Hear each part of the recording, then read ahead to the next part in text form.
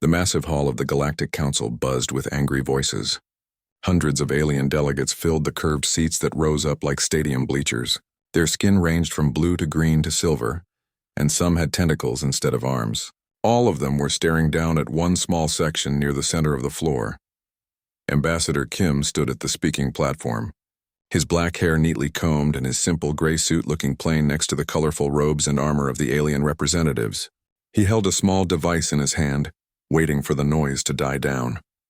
Next to him, Na adjusted her military uniform and checked the holographic projector one more time. "Honored council members," Kim said, his voice carrying clearly through the hall's speakers. "The Terran Republic thanks you for this opportunity to address your concerns about our defensive capabilities." A loud snort came from the upper section. Elder Counselor Vextar rose from his ornate chair, his forearms spreading wide in a gesture of dismissal. His reptilian face showed clear contempt as he spoke. "Concerns? Young human, we have no concerns about your primitive planet. We simply wish to inspect your so-called defenses to ensure they meet galactic standards." Kim nodded politely. "We understand your position, Elder Counselor. However, we must strongly advise against any military inspection of Earth's solar system. Our domain has specific protective measures that activate automatically when unknown military vessels enter our territory." The hall erupted in laughter. Delegates from a dozen different species chittered, roared, and made various sounds of amusement. One creature that looked like a walking tree banged its root feet against the floor in what passed for applause among its kind. Na stepped forward and activated the holographic projector.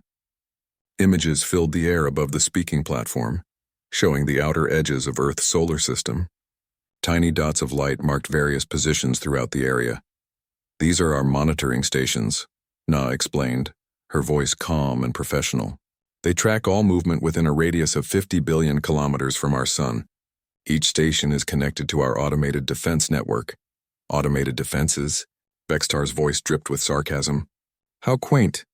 And what do these defenses do? Fire metal projectiles at our ships?" Kim smiled slightly. "Nothing so crude, Elder Counselor. Our defenses are designed to protect both our territory and any vessels that might accidentally enter it. We prefer preservation to destruction." In the back of the hall, General Park leaned forward in his seat. He commanded the Council's military forces, and his experience told him that Kim's words carried more weight than the other delegates realized. Park had read the reports about human conflicts, how they won wars not through superior technology, but through tactics that no one expected. "General Park," Vextar called out, noticing the military commander's attention. "Surely your analysis shows that this young species poses no threat to our inspection fleet." Park stood slowly, his tall frame casting a shadow over nearby delegates. His species had gray skin and large black eyes that seemed to absorb light. "My analysis shows that humans have never lost a defensive war on their home territory," he said carefully. "Their methods are unconventional." "Unconventional?" Another delegate laughed. "They barely have faster-than-light travel." Commander Young sat in the observation gallery, watching the proceedings through the Council's live broadcast. His monitoring station orbited far beyond Pluto, constantly scanning deep space for incoming threats. The readings on his screen showed no immediate danger, but his years of military service had taught him to trust his instincts more than his instruments. Young turned to his communications officer. "Send a message to Earth Command. Tell them the Council debate is going exactly as we expected." Back in the Council Hall, Na was explaining more details about Earth's defensive systems. "Our quantum lock domains create specific boundaries around critical areas. These boundaries are clearly marked with warning beacons that broadcast in over 300 galactic languages." "Warning beacons," Vextar repeated mockingly. "How thoughtful of you to warn us before we crush your defenses." Han stepped up to join Kim and Na at the platform. As Earth's chief military strategist, he carried himself with quiet confidence that made several alien delegates shift uncomfortably in their seats. There was something about the way humans moved that reminded other species of predators, even when they were being perfectly polite. "Elder Counselor," Han said, his voice soft but carrying clearly through the hall, "we want to be very clear about this. Earth's domain is not like traditional military defenses. Our system was designed by humans, and humans think differently than most species." "Different how?" Park asked, genuinely curious. We don't just defend, Han replied. We protect. There's a distinction that many species miss. Our domain doesn't simply destroy threats, it preserves them while keeping them away from what they might harm. The hall fell quiet for a moment. Several delegates exchanged glances, trying to understand what Han meant. Vextar broke the silence with a harsh laugh. Preserve threats? What nonsense is this? You speak in riddles, human. Kim stepped forward again.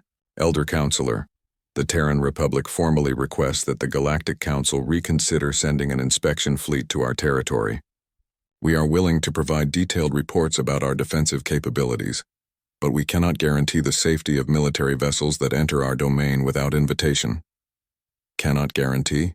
Vextar's voice rose to a shout. You dare threaten the Galactic Council? We threaten no one, Kim replied calmly. We simply state facts.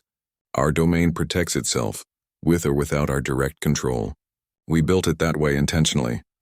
Park studied the three humans carefully. In his long career, he had learned to read body language across dozens of species.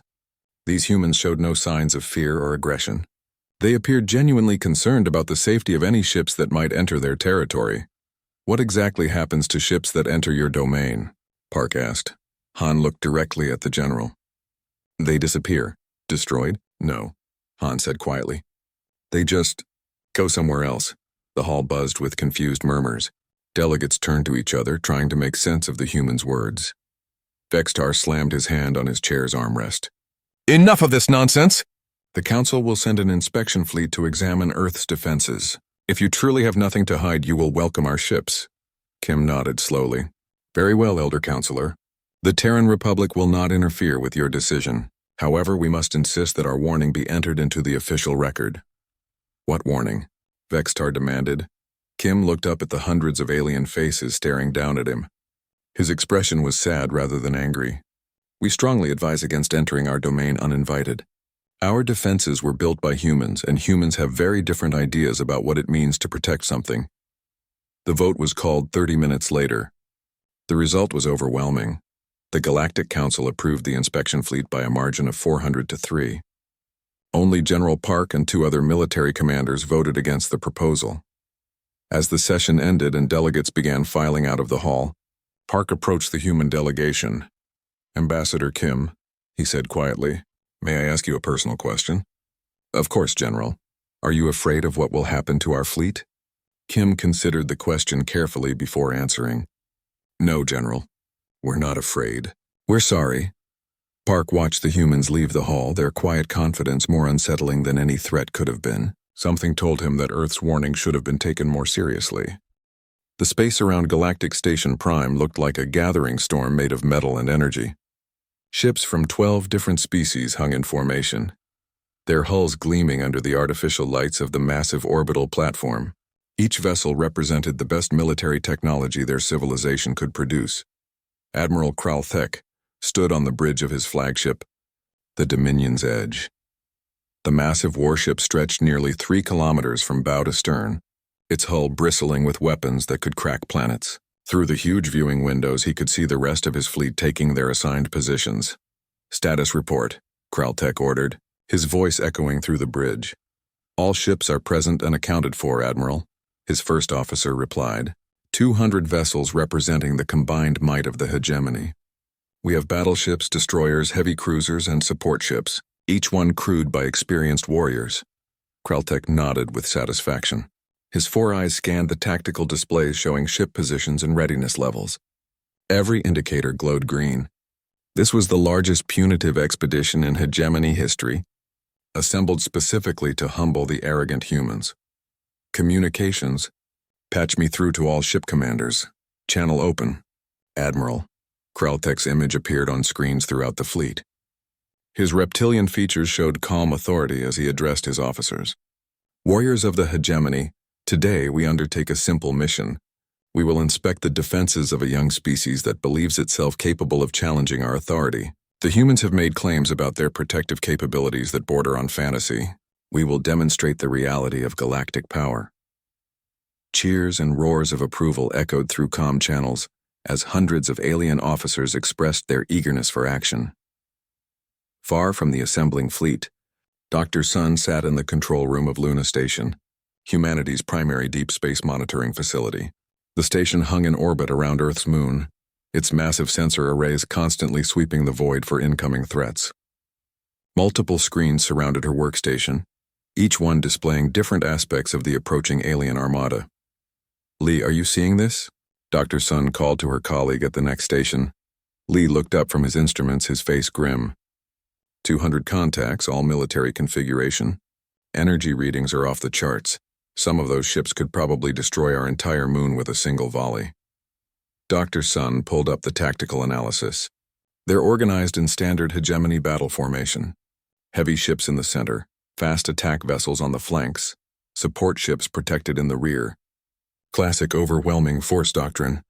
"Think they'll actually enter our domain?" Lee asked. "They voted for this inspection, didn't they?" Dr. Sun replied. "Besides, look at the commander they chose." She highlighted Admiral Kraltek's service record on her screen. 47 successful campaigns, never lost a battle, known for aggressive tactics and complete destruction of enemy forces. The hegemony didn't send him here to negotiate. Captain Mi floated in the zero-gravity command center of Defense Platform 7, one of dozens of automated installations hidden throughout the outer solar system. Her platform drifted silently in the asteroid belt, invisible to conventional sensors and indistinguishable from the space rocks around it. "Platform status?" she asked her small crew. "All systems green, Captain," her engineer reported. "Quantum field generators at full power, dimensional anchor points stable, automated protocols armed and ready." Mi studied the approaching fleet through her instruments. Each alien ship blazed with energy signatures that made them easy to track across vast distances. "They're not even trying to hide," she murmured. "Pure intimidation tactics. Should we warn them again?" Her communications officer asked. "Orders are clear," Mi replied. "One final warning when they reach the boundary. After that, the domain protects itself." Back aboard the Dominion's Edge, Admiral Kraltek received reports from his scout ships. "Sir, we've detected the edge of human territory. Their warning beacons are broadcasting on all standard frequencies." "What do they say?" "The usual diplomatic nonsense. Protected territory, authorized vessels only. Please contact Earth Defense Command for clearance." Standard procedure for a nervous species. Kraltek laughed, a sound like grinding stone. "And their military presence?" "Minimal, sir. We detect a few small monitoring stations and some automated platforms. Nothing that could threaten even one of our destroyers, let alone the entire fleet." The Admiral studied the sensor readings himself. The human solar system looked remarkably peaceful. A few small colonies on Mars and the Moon, some mining operations in the asteroid belt, orbital facilities around the major planets. Everything appeared exactly as expected for a young, technologically limited species. "Signal the fleet," Kraltek ordered. "We proceed to the inspection point. All ships maintain standard formation and keep weapons powered but not targeted. We want to appear professional, not genocidal." The massive fleet began moving toward Earth's territorial boundary. Ship after ship engaged their faster-than-light drives, creating ripples in space-time that could be detected from dozens of star systems away. It was a display of power designed to impress and intimidate. Captain Cho received the fleet's approach vector on his console aboard the Earth Defense Command ship Vigilant. The small vessel looked like a toy compared to the approaching armada, but Cho maintained his calm professionalism as he opened a communication channel. "Hegemony Fleet. This is Captain Cho of the Terran Defense Force. You are approaching the boundary of Earth's protected domain. We strongly advise you to halt your advance and request proper clearance through diplomatic channels." The response came quickly. "Earth vessel. This is Admiral Kraltek commanding the Hegemony Inspection Fleet. We are proceeding under authority of Galactic Council Resolution 7749. Stand aside." Cho exchanged glances with his bridge crew. They all knew what came next. "Admiral, I am authorized to inform you that Earth's domain has autonomous defensive systems that activate automatically when military vessels cross our territorial boundary. These systems cannot be deactivated or controlled once triggered. Please reconsider your approach." "Your warnings are noted and dismissed," Kraltek replied coldly. "Prepare to be boarded for inspection." The Hegemony fleet continued its advance, closing the distance to Earth's boundary with steady determination. On their sensors, the human solar system appeared defenseless and waiting. Dr. Sun watched the fleet's approach on her screens, counting down the distance to the boundary. "They're really going to do it," she said quietly. Lee shook his head. After everything we told them, after all the warnings, Admiral Kralthek has never backed down from a fight, Dr. Sun replied. His service record shows complete confidence in overwhelming force. He probably thinks we're bluffing. Are we? Lee asked. Dr. Sun looked at him seriously. What do you think? On Platform 7, Captain Mi received the automated signal that meant the fleet was approaching the final boundary. All platforms, this is 7. Fleet contact in 30 minutes. Stand by for automatic activation. She turned to her crew. Remember, once they cross the line, everything happens by itself. We just observe and record. Her engineer looked nervous. Captain, what if they turn back at the last second? Then they'll be the first fleet in hegemony history to retreat from humans, Mi replied. Somehow, I don't think Admiral Kralthek is the retreating type. The massive alien fleet reached Earth's territorial boundary like a tide of metal and energy. Admiral Kralthek stood on his bridge, watching the human warning beacons flash their final alerts. 200 ships hung in space behind him, ready to demonstrate the power of the galactic community. All ships report ready, Admiral, his first officer announced. Kralthek nodded once. Signal the fleet. We cross the boundary in formation. Let these humans see what real military power looks like. Captain Cho transmitted his final warning. Hegemony fleet, you are about to enter Earth's protected domain. Our defensive systems will activate automatically. This is your last chance to withdraw. Admiral Kralthek's reply was brief. Warning received and ignored. All ships advance. The hegemony fleet crossed into Earth's domain with flags flying and weapons gleaming. Behind them, space was empty and quiet. Ahead of them lay a solar system that looked helpless and undefended. None of them noticed when the universe itself began to shift around their ships. The hegemony fleet moved through Earth's domain like a metal serpent, ship after ship crossing the invisible boundary that separated human space from the rest of the galaxy. Admiral Kralthek watched his tactical display with satisfaction as 200 vessels maintained perfect formation. Sensor sweep complete, Admiral, his science officer reported. The inner system shows minimal defensive installations, a few orbital platforms around their planets, some automated mining equipment, and several small monitoring stations. Nothing that could threaten our fleet. Kralthek nodded approvingly. The humans had been bluffing after all. Their warnings about automatic defenses were just diplomatic theater designed to make their weak territory seem more dangerous than it actually was. Signal all ships to begin detailed scans, he ordered. I want a complete analysis of every human installation, every ship, every technological capability they possess. When we return to the Council, our report will show exactly how primitive these creatures really are. On Luna Station, Captain He watched her instruments with growing tension. The alien fleet had spread out across a huge volume of space, with individual ships scanning different sections of the solar system. Everything appeared normal on the surface. He to Dr. Sun, she said into her communicator. Are you seeing what I'm seeing? Dr. Sun's voice crackled back through the comm system. If you mean the hegemony battleship that just disappeared from Sector 7, then yes, I'm seeing it. He checked her readings again. Ship designations scrolled down her screen as the computer tracked each alien vessel, but the numbers didn't match anymore. Her display showed 199 ships when there should have been 200. Computer, verify ship count, she ordered. Ship count verified. 199 vessels detected. He frowned and pulled up the detailed scan logs. According to her records, the missing ship had been there just moments ago. The heavy cruiser Savage Wind had been conducting a systematic scan of the asteroid belt. Now it was simply gone. Dr. Sun, I need you to double-check the logs. Did the Savage Wind leave the fleet formation? Negative, came the reply. According to our tracking, that ship never moved from its assigned position. But it's not there anymore, Commander.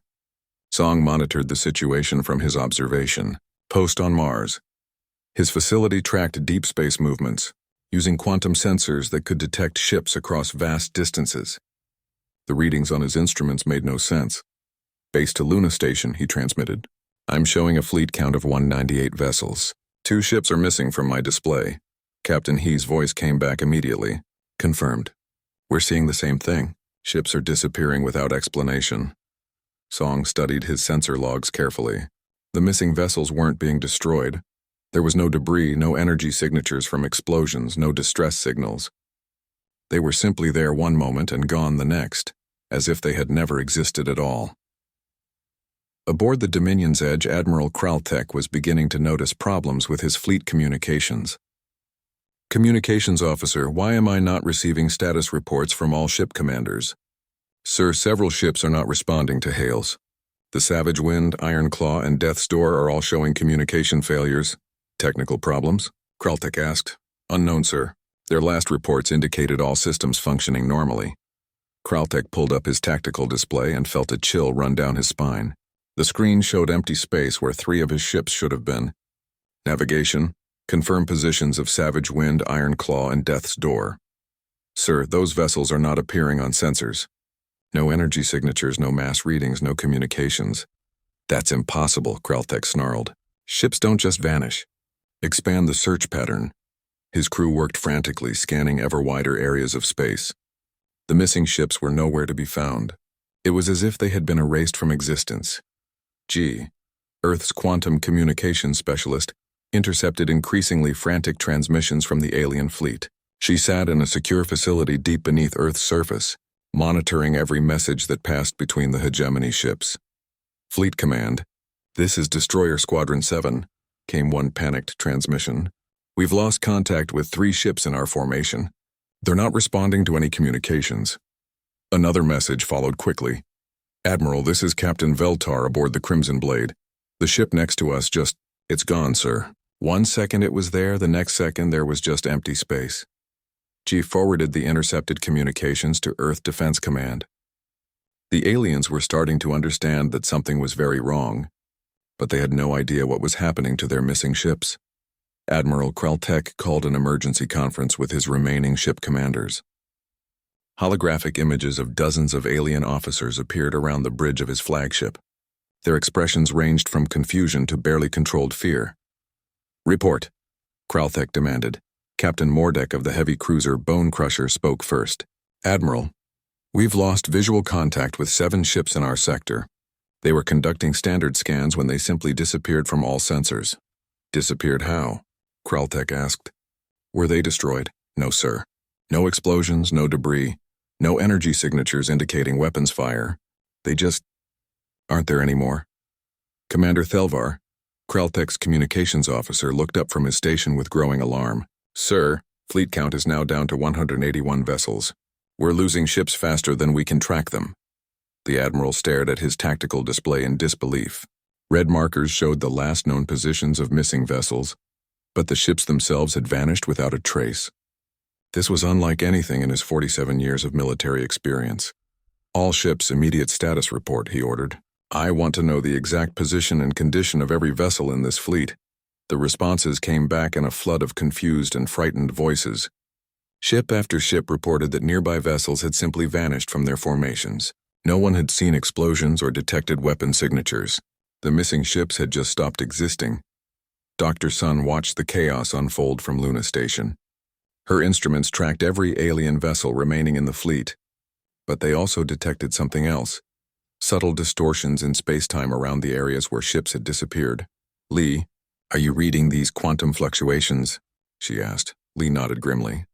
The dimensional barriers are activating exactly as designed. The alien ships are being redirected into fold space.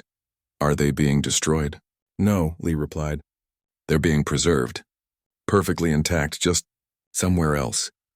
Captain Mee observed the phenomenon from her hidden platform in the asteroid belt. Her sensors showed the truth that the aliens couldn't detect. The missing ships weren't gone, they were displaced. Earth's defensive system wasn't destroying the intruders. It was relocating them to pocket dimensions where they could exist without threatening human space. Status report to Earth Command, she transmitted. Dimensional displacement system operating at full efficiency. Alien vessels are being successfully redirected to quarantine space. No ships destroyed, no crews harmed. System functioning exactly as designed. Admiral Kraltek watched his fleet count drop to 150 ships, then 120, then 100. The disappearances were accelerating, and nothing he tried could stop them or explain them. His orders to retreat to safe distance went unheeded, not because his crews were disobeying, but because the ships receiving those orders were vanishing before they could respond. Admiral, his science officer called out urgently, I'm detecting spatial anomalies throughout this entire region of space. It's as if reality itself is unstable here. What kind of anomalies? Dimensional fold points, sir. Hundreds of them, maybe thousands. They appear to be artificial constructions that redirect matter into parallel space. Kraltek felt the first real fear he had experienced in decades. Are you telling me the humans have weaponized space itself? Not weaponized, sir. It's more like they've created a filter. Ships that enter this space are being sorted into different dimensional states. Ours are being classified as unwelcome and redirected accordingly. The Admiral looked around his bridge at the faces of his crew. These were experienced warriors who had fought in dozens of battles, but now they looked terrified. They were facing something beyond their understanding. A defense system that didn't fight back, didn't destroy, but simply made threats disappear. How many ships do we have left? He asked quietly. 63, sir. And the count is still dropping. Commander Song reported from Mars. Earth Command, this is Mars Observation Post. The alien fleet has lost nearly 2/3 of its strength. Remaining ships are clustering together in tight formations, apparently trying to avoid whatever happened to their missing vessels. Captain He watched the alien formations contract into desperate defensive clusters. They still don't understand, she observed. They think staying close together will protect them. Will it? Her colleague asked. No, he replied sadly. Earth's domain doesn't care about formations or tactics. It simply processes anything that doesn't belong here. Admiral Kraltek made the hardest decision of his military career. With only 47 ships remaining from his original fleet of 200, he finally understood that continuing this mission would mean losing everything. All remaining vessels, he transmitted, his voice heavy with defeat. Prepare for immediate. The emergency session of the Galactic Council convened within hours of receiving Admiral Kraltek's panicked reports from Earth's domain. Elder Counselor Vextar stood before the assembled delegates, his forearms trembling with rage and confusion. Their ships, he announced, his voice echoing through the Great Hall. 153 ships from the mightiest fleet in hegemony history have simply vanished. No debris, no energy signatures, no explanation. They are simply gone. The hall buzzed with frightened murmurs. Representatives from dozens of species exchanged worried glances. If the hegemony's fleet could disappear without a trace, what did that mean for galactic security? Dr. Sun appeared on the main viewing screen via quantum communication link from Luna Station. Her calm expression contrasted sharply with the chaos in the council chamber. Behind her, displays showed real-time data from Earth's monitoring systems. Honored council members, she began, the Terran Republic regrets that our warnings were not heeded. However, we want to assure you that your missing ships and crews are completely safe. Safe? Vextar roared. They've disappeared. How can you call that safe? Dr. Sun nodded patiently. That's exactly what I mean to explain. What your fleet encountered wasn't a weapon in any traditional sense. Earth's domain is protected by dimensional fold points, naturally occurring tiers in space-time that we discovered during our early exploration of our solar system. General Park leaned forward in his seat. As the only military commander who had voted against the inspection mission, he found himself in the unique position of being taken seriously by the other delegates. Dr. Sun, please explain these fold points in terms we can understand. Imagine space as a piece of paper, Dr. Sun replied, activating a holographic demonstration above the council floor. Now imagine that paper has natural creases in it, places where it can be folded. These fold points exist throughout our solar system, invisible to normal sensors but detectable with the right equipment. The hologram showed a representation of space, with tiny distortions scattered throughout Earth's territorial region. Each distortion pulsed with a soft blue light. Engineer Park joined Dr. Sun on the communication link. His weathered face showed the confidence of someone who had spent decades working with technology that others considered impossible. When we first found these fold points, Park explained, we tried to understand how they worked. We discovered that matter passing through them doesn't get destroyed. It gets redirected to parallel dimensional space. Think of it as a filing system for the universe. Filing system, a delegate called out. Yes, Park continued. The fold points can be programmed to sort matter based on specific criteria. Mass, energy signature, origin point, intent. The possibilities are nearly endless. We spent 50 years learning to control these natural phenomena.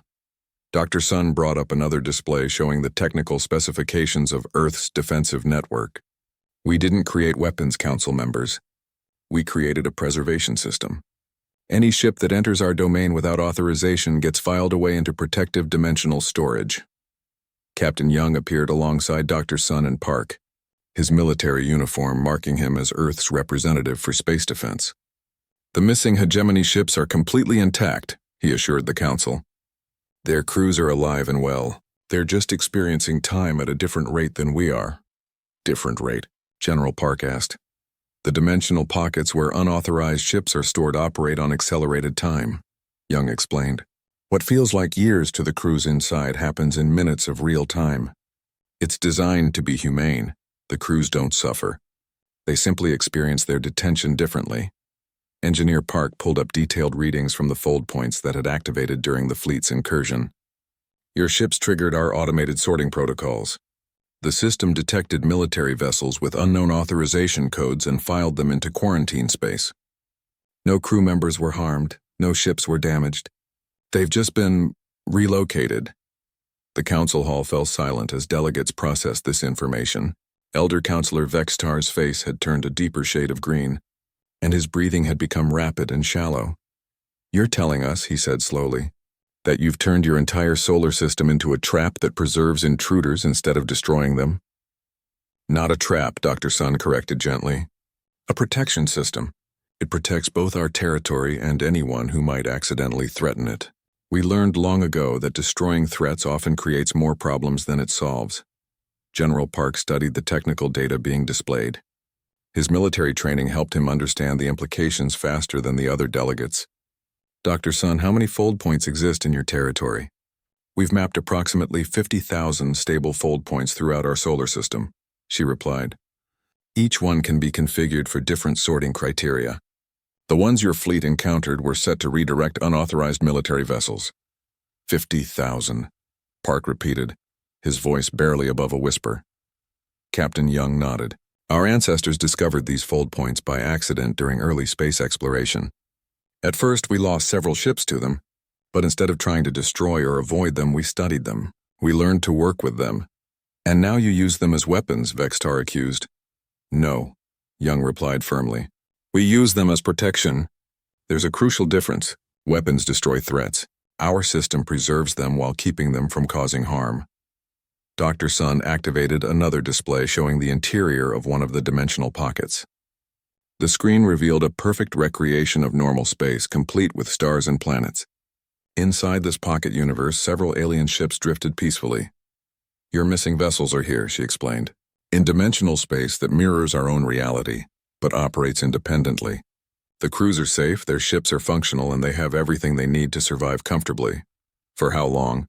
General Park asked. Engineer Park answered. The dimensional pockets are stable for approximately 10,000 years of real time. From the perspective of the crews inside, that's roughly equivalent to 50,000 years of subjective experience. Plenty of time for all parties to reconsider their intentions. A new voice joined the conversation from Earth. Han, the chief military strategist, appeared on the communication screen. His presence immediately changed the atmosphere in the council chamber. Something about his calm confidence made even the most aggressive delegates pay attention. Council members, Han began. We want you to understand that Earth's domain represents human philosophy as much as human technology. We don't believe in destroying what can be preserved. We don't believe in killing what can be contained. We don't believe in warfare when protection is possible.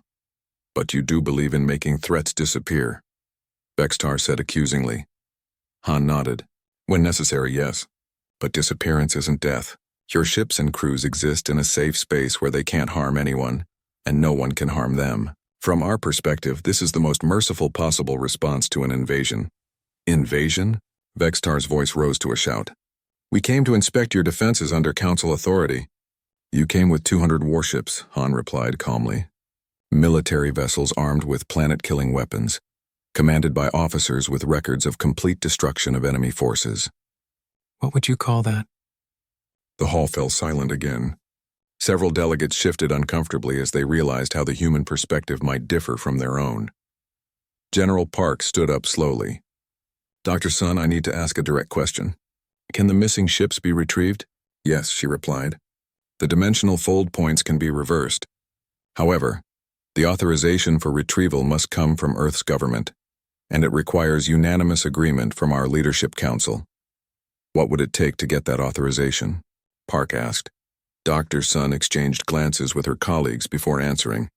Formal recognition of Earth's territorial sovereignty, complete withdrawal of all military vessels from our domain, and a binding agreement that no future military inspections will be attempted without proper diplomatic channels.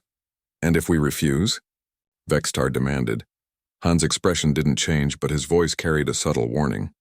Then your ships remain in protective custody indefinitely. As I said, we believe in preservation rather than destruction. Engineer Park brought up one final display, a comprehensive map showing all 50,000 fold points throughout Earth's solar system.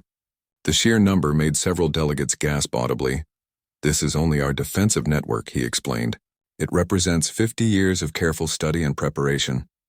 We built it not to wage war, but to ensure that war could never be waged against us.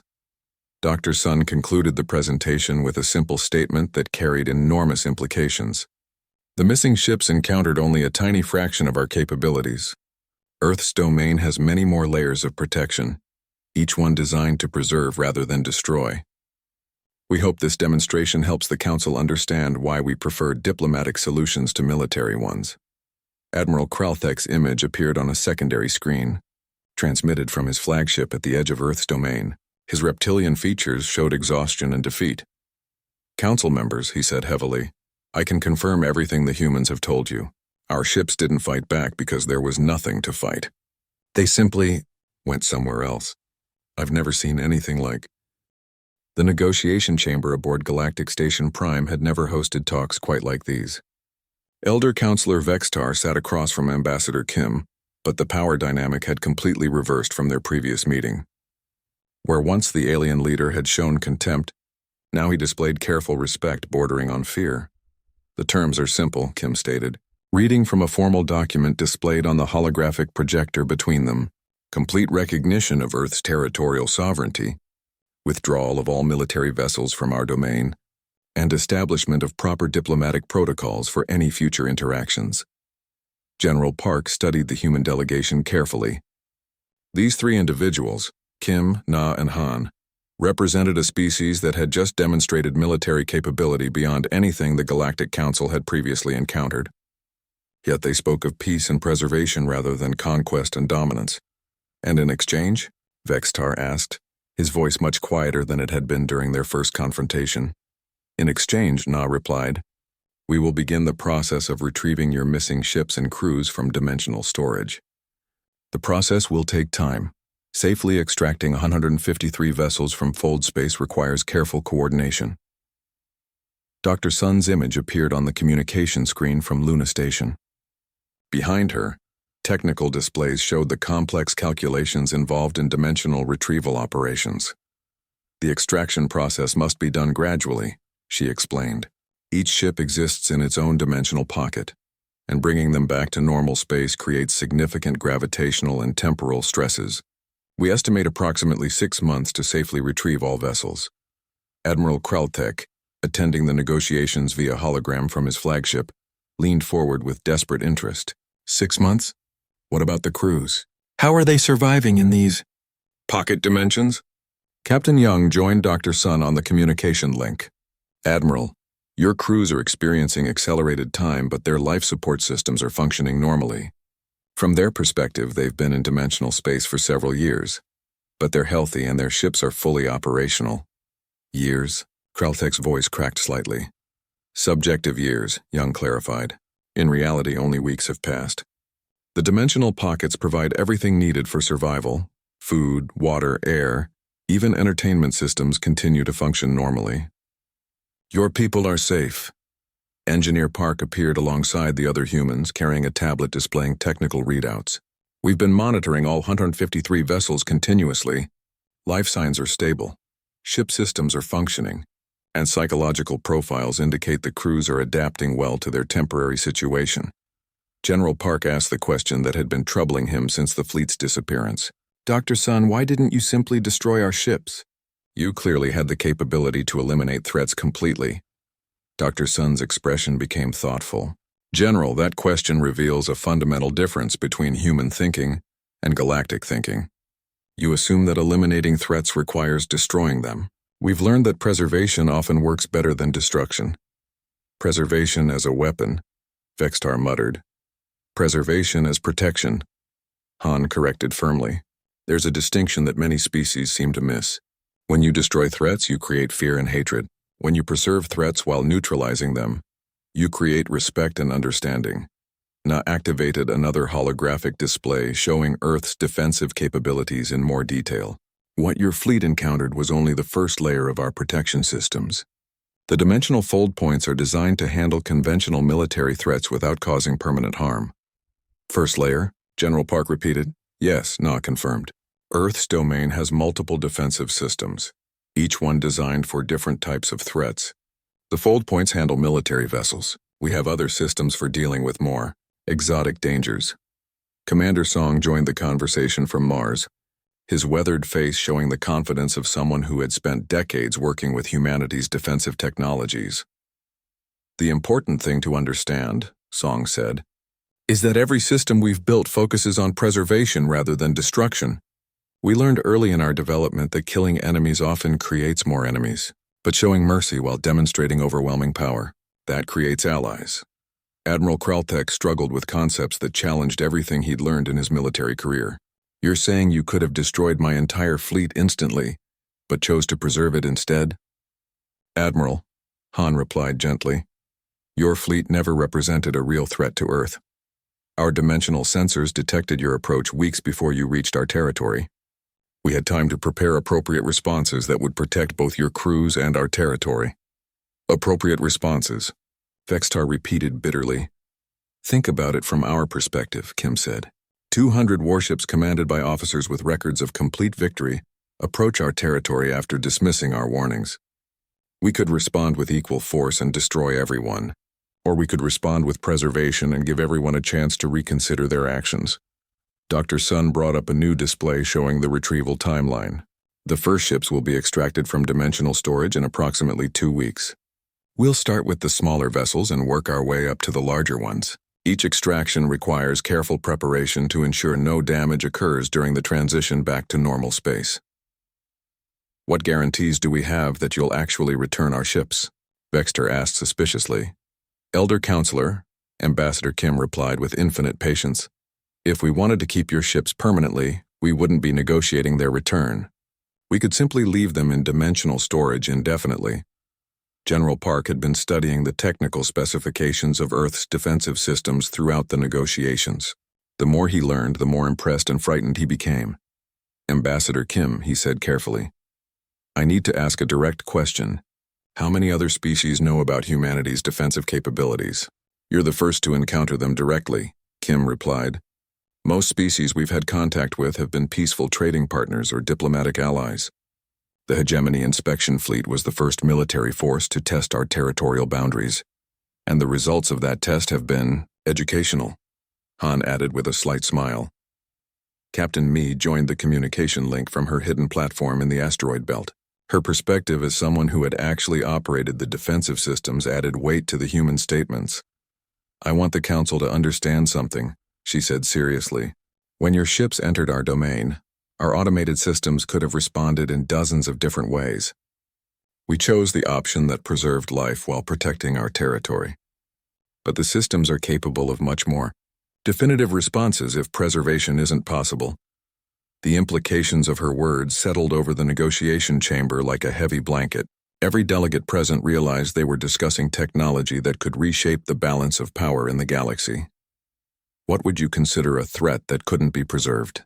General Park asked quietly. Na exchanged glances with her colleagues before answering. Weapons that target civilian populations, ships carrying biological or chemical weapons designed to destroy entire worlds, vessels with technology that could damage space-time itself. Things that pose threats to existence rather than just political threats. And how would you respond to such threats? Vextar asked. Han's expression became very serious. We hope never to find out. But Earth's domain has responses appropriate to any level of threat. The dimensional fold points are just the beginning. Dr. Sun concluded the technical briefing with a statement that would be remembered throughout galactic history. Earth's philosophy is simple. We protect what can be protected, preserve what can be preserved, and only destroy what absolutely cannot be allowed to exist. Your fleet fell into the second category. Admiral Kralthek made his decision. On behalf of the Hegemony Fleet, I formally accept Earth's terms for the return of our vessels and crews. General Park nodded slowly. The Galactic Council will vote on formal recognition of Earth's territorial sovereignty. Given what we've learned today, I believe the vote will be unanimous. Vextar looked around the chamber at the faces of his fellow delegates. The fear and respect in their expressions told him everything he needed to know about how the vote would go. Very well, he said heavily. The Council accepts Earth's terms. Ambassador Kim smiled and stood up from the negotiation table. Excellent. We'll begin extraction procedures immediately. The first ships should be returned to normal space within 2 weeks. As the formal negotiations concluded, Captain Cho transmitted a message to all Hegemony vessels remaining in Earth's domain. Hegemony Fleet, this is Terran Defense Command. By order of the Galactic Council and Earth Government, you are cleared to depart our territory. Safe travels. Admiral Kraltek watched his surviving ships form up for departure, their formations much tighter and more cautious than when they had arrived. His crews had learned respect for human space the hard way. Admiral, his communications officer reported, we're receiving departure vectors from Earth Defense Command. They're very detailed. Kraltek looked at the navigation data being transmitted from the human monitoring stations.